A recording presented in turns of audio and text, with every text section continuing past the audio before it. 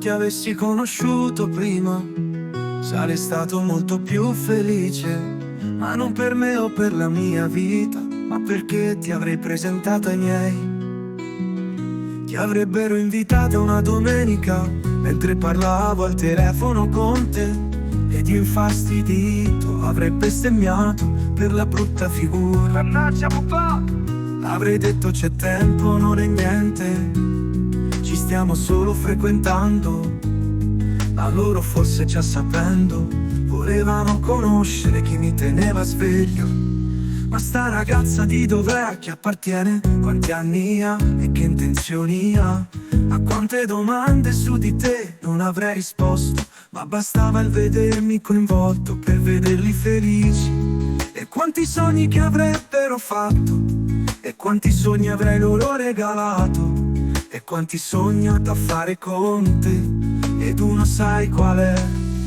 Te volesse fango un perché non volesse fatta. Un consiglio da papà, per non te perdere per te conquista. Te volesse fango un perché sei sicura che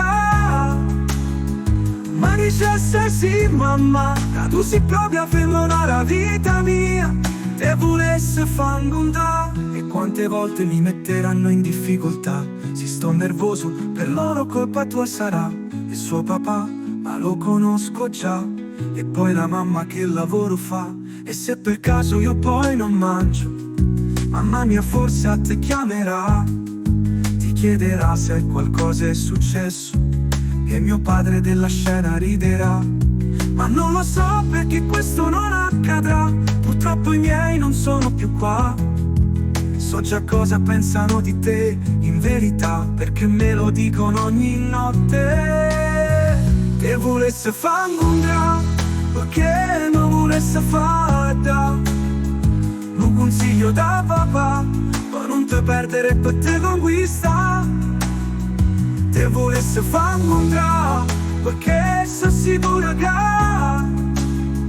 ma dicesse sì mamma, che tu sei proprio femmina la vita mia.